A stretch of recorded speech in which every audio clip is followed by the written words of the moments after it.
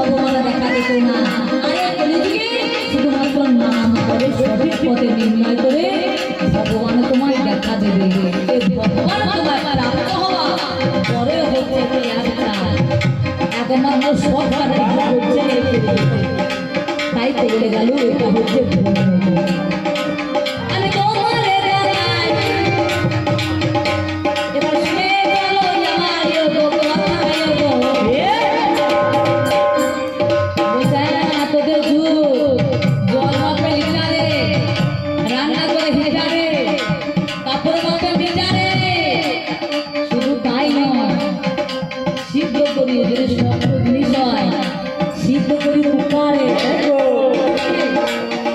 খাসির মাংস হয় কিসে সিদ্ধ করে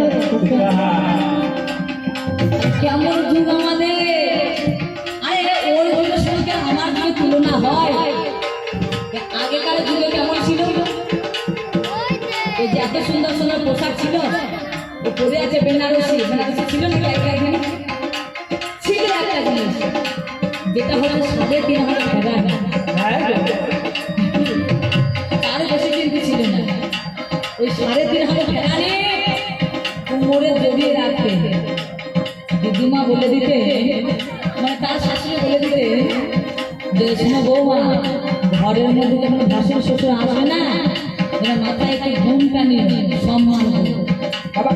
আগেকার দিনে এত বয়স্ক হতো না, ওই 10-11 বছর হতো আর বিয়ে দিয়ে দিতে যাও শ্বশুর। এবার তার তো জ্ঞান তো নাই, একটা মাত্র 3.5 হাজার টাকা কোমরে জড়ানো আছে মা। এবার কাজ ছেড়ে ভাসুর শ্বশুর ঘরে এলে